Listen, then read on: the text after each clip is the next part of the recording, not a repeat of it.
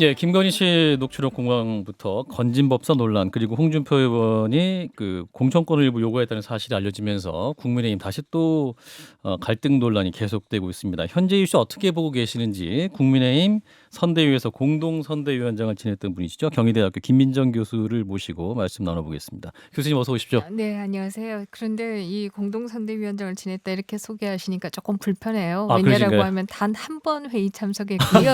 아직 임명장도 못 받고 해촉이 아유, 되었기 그러셨군요. 때문에요. 그렇게 말씀하셔도 되나 하는 생각이 들어요. 예. 요즘 그 임명장이 남발. 예. 네, 남발되고 그날 있지만 임명장도 저는 못 한 장도 못 받았습니다. 아, 그랬군요. 임명장도 안 오셨어요. 예. 아니 초등학생도 받는 걸. 아니 그래서 SNS에 보면 임명장들 받아서 각 캠프에서 이렇게 많이들 올려놨더라고요. 예, 그거 예. 보면 야 나는 왜 받지도 못했을까 하는 생각도 합니다. 그러셨군요. 그 자리에서 물러나셨는데 그 이후로 좀 어떻게 지내셨습니까? 네. 조용히 좀 반성했고요. 예. 또 다른 한편에 있어서 또 뭐 아무래도 정치학에 관심을 가지고 또 저의 전공이니까 예, 또 예. 뭐 선거에 대해서는 계속 관심을 가질 수밖에 없죠. 예. 교수님께서 잘못하신 게 없는데 반성을 예, 저도 그 예. 말씀을 드리고 싶었어요. 뭐 교수님 뭘 제가 잘못하셨습니까? 반성할 부분도 있고요. 그다음에 이제 뭐 제가 이제 큰 회오리에 또 휩싸인 부분도 있고 또 네. 제 나름의 잘못한 부분도 있는데요.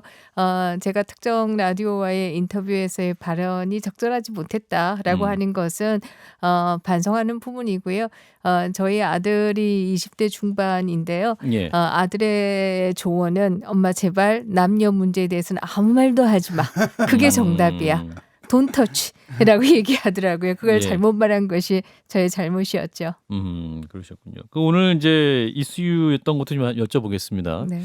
그 홍준표 의원이 이제 윤석열 후보와의 어제 이제 비공개 회동에서 공천 끌려고 했다라는 내용이 좀 알려져서 좀 논란이죠.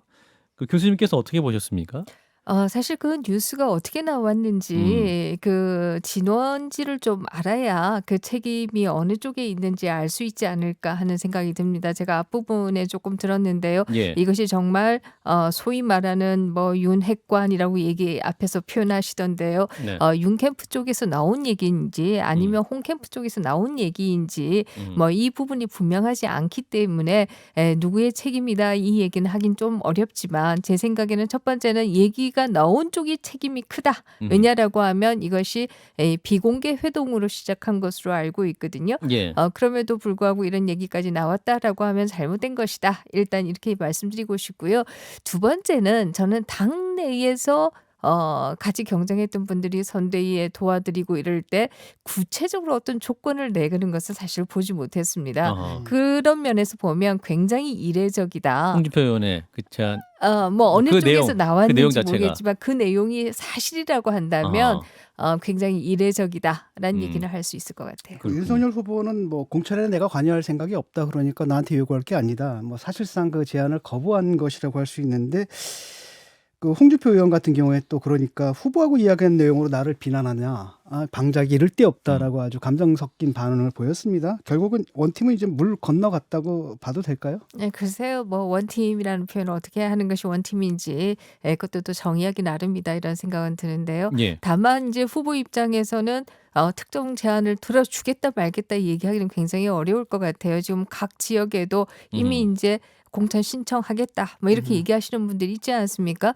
그런데 홍 후보를 고문으로 모시기 위해서 그분들을 무시하고 홍 후보의 얘기를 듣겠다 이렇게 얘기하는 것도 또 다른 신청하는 분들에 대한 예의가 아니고요.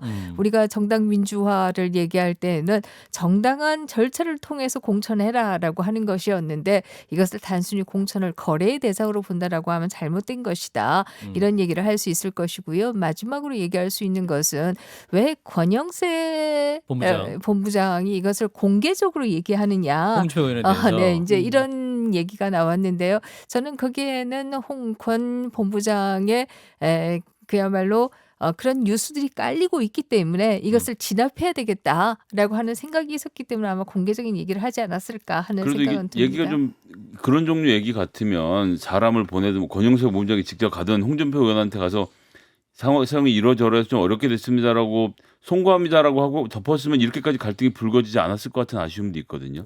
저는 이렇게 생각하는데요.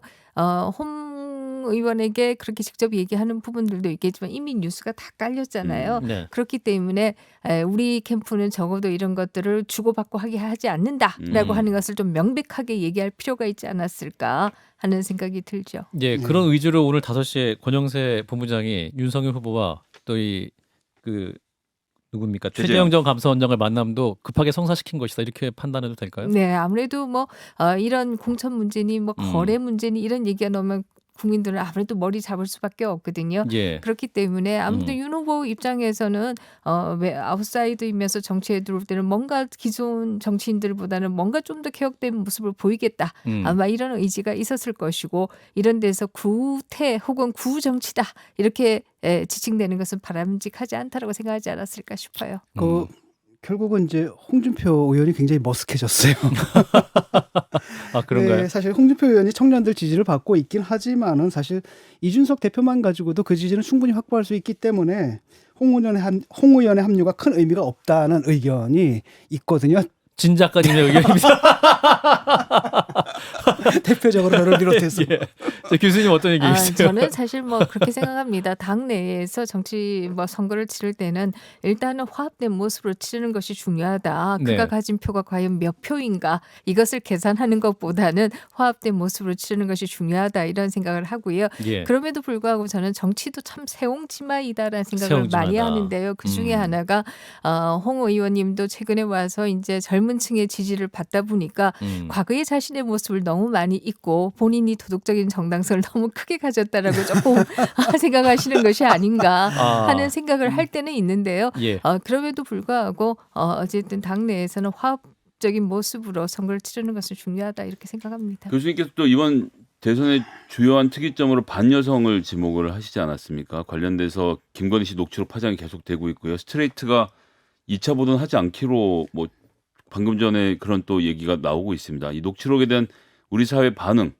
그리고 어떻게 보고 계시는지 또 그중에서 어떤 부분에 좀 가장 주목해 보셨는지도 궁금하거든요. 네, 사실 뭐 아들이 여성 남성이기는 하지 말라고 했는데요. 그럼에도 불구하고 이번 선거가 저는 굉장히 반여성적이다 이렇게 생각하는데요. 첫 번째를 든다라고 하면 역대 선거에서 후보 가운데에서 여성을 비하하는 한자짜리 용어를 그렇게 많이 쓰는 후보를 단 한 번도 본 적이 없다. 이렇게 본다라고 하면 이것만 해도 얼마나 반여성적이냐라는 얘기를 할 수가 있을 것이고요. 두 번째로 얘기하시면 지금 녹취록 얘기를 하셨는데요. 후보의 부인에 대해서 이렇게까지 한 적이 있었던가. 특히 김건희 대표에 대해서는 그야말로 여성으로서는 가장 듣기 싫은 얘기 혹은 오해받고 싶지 않은 얘기라고 얘기할 수 있는 게 무슨 유흥업소에서 다닌다 이런 게 가장 여성을 비하하는 얘기 중에 하나 아니겠습니까? 근데 그것을 아주 지속적으로 그동안 선거 국면에서 계속 해왔다라고 하는 것도 저는 이 선거가 얼마나 반여성적이냐. 더더욱이나 MBC와 같은 공영방송에서 또 이 녹취록을 그대로 깠다라고 하는 것도 저는 마찬가지가 아닐까 이런 생각이 들어서요. 전반적으로 봐서 이번 선거가 그런 면에서는 굉장히 반여성적인 면이 있다 이렇게 생각합니다. 반쪽만 말씀하신 것 같아요. 나머지 반쪽을 제가 좀 질문을 드릴 텐데 문제는 그래도 그쪽 그 말씀하신 그 후보 같은 경우에는 뭐죠? 여성주의와 손을 잡았고 반면에 지금 윤석열 후보하고 그다음에 이준석 대표는 누구나 다 알다시피 안티페미니스트란 말이죠. 여가부 폐지를 공약으로 걸고 등등등등 상당히 반여성적인 거 노골적으로 표현을 하고 있고요. 또 김건희 씨 같은 경우에는 그렇게 자신이 피해자임에도 불구하고 같은 피해자일 수 있지 않습니까? 김지은 씨. 이 부분에 대해서 그런 얘기를 하고 심지어는 거기다 뭐라고 그랬냐면 이게 자기만의 생각이 아니라 우리 아저씨랑 같이 공유하는 생각이다라고 얘기를 하고 사과도 지금 제대로 좀 안 하고 있거든요. 그리고 그 지지자들 같은 경우에는 뭐라고 얘기를 하냐면은 왜 그게 문제나 나도 그렇게 생각했다라는 식으로 해서 사실 2차 가해에 좀 가담하고 있는 상황이 좀 벌어지고 있단 말이죠. 사실 이제 저는 이렇게 생각합니다. 가장 큰 책임은 누구이냐라고 한다면 거의 사적 대화인지 기자와의 대화인지가 불분명한 이 얘기를 공영방송에서 틀었다라고 하는 것이 가장 큰 문제가 아니냐. 더더욱이나 2차 가해라고 하는 측면에서 본다라고 하면 이것을 방송한 것이 가장 큰 문제이다. 이런 생각을 첫 번째는 하고요.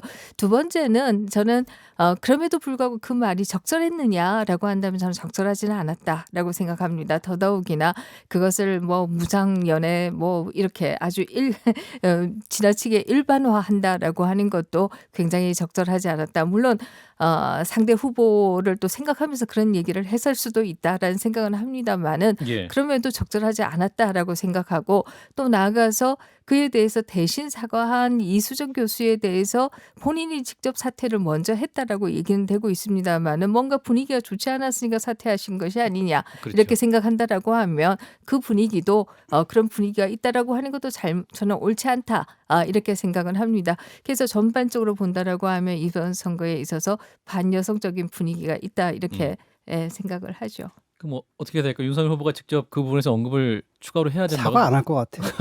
일단 진 작가님 생각이었습니다. 그러나 MBC에 방송할 당시에 이미 그 후보 부인이 그러니까 서면으로 했죠. 그렇죠. 네, 부적절한 서면으로. 부분에 대해서는 뭐 유감을 표한다라는 예. 얘기를 했고 음. 또 윤 후보도 그와 유사한 얘기를 하지 않았을까? 그 부분을 콕 찍어서 얘기한 것은 아닙니다만은 그와 유사한 얘기를 했던 것으로 그러니까 기억합니다. 피해자인 포괄적인 김지은 사과를 씨가 했죠. 네, 포괄적인. 그렇습니다. 피해자인 김지은 씨가 정식으로 사과를 요구를 했거든요. 근데 저는 어떻게 생각을 하냐면 사과라는 것은 사과 받는 사람이 하지 말라고 할 때까지 하는 게 사과라고 생각을 해요. 그게 우리가 일본에 대해서 늘 요구했던 거잖아요. 마찬가지 이 사안도 마찬가지라고 보거든요. 그런데 또 어물쩍 넘어가려고 하는 이런 느낌이 들어가지고 유감입니다.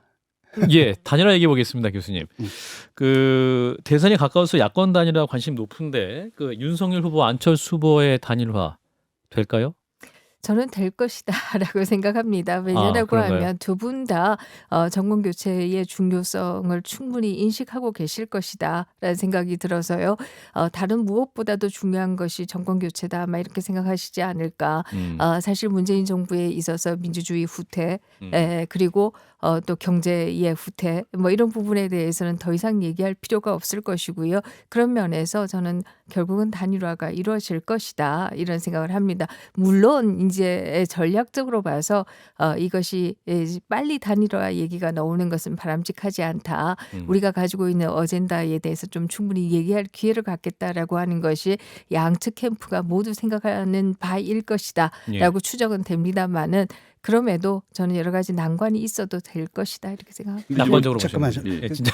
그러니까 그냥 방금 그 질문이 떠올랐는데 그 윤석열 캠프에서 김민정 교수님을 영입할 때 그 영입하는 그 이유가 중요한 이유 중에 하나가 바로 그거 아니었나요? 그렇게 들으셨나요? 아니요, 저 그렇지 않습니다. 그렇진 않아요. 윤석열 후보는 제가 과거에 안철수 대표를 도왔던 것도 전혀 모르고요. 예. 다만 저도 윤석열 후보를 제안이 있을 때 돕겠다라고 말씀드린 것은 제가 뭐 방송을 통해서도 윤 후보의 출마에 대해서 계속 필요하다라고 얘기를 했던 입장이고 예. 제가 필요하다라고 얘기해놓고 저는 도와달라고 했을 때 못하겠다 이렇게 말씀드리기는 어려웠다. 그런 면에서 본다라고 하면 단일화 문제하고는 아무 관계가 없습니다. 후보께서 직접 전화하신 건가요?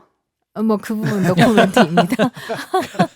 근데 지금 이제 현재 판을 보면 안철수 후보는 안일화, 안철수로의 단일화를 주장하고 있고 이제 국민의힘 이준석 대표는 간일화, 간보는 단일화다 이렇게 이제 비판하고 있습니다. 굉장히 좀 그 긴장이 꽉 차 있는 상태거든요. 이 상황에서.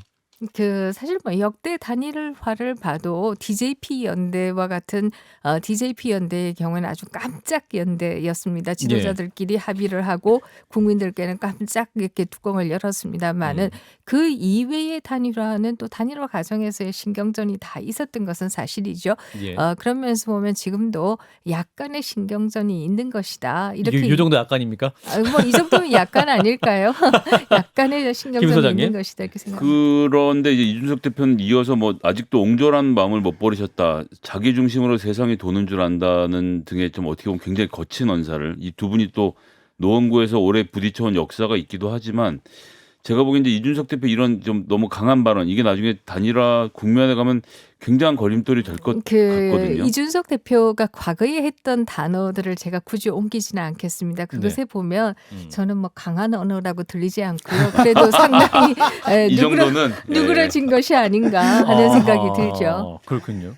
또 하나는 만약에 이제 그런 국면이 된다면은 그것을 해낼 수 있는 정치력을 가진 누군가가 좀 있어야 되는데 사실 뭐 이준석 대표한테 그걸 기대할 수는 없을 것 같고 그럼 대표 아니 다른 사람이 그걸 해줘야 되는데 국민의힘 내에서 그 정도의 정책 역량을 가진 사람이 솔직히 좀 안 보이거든요.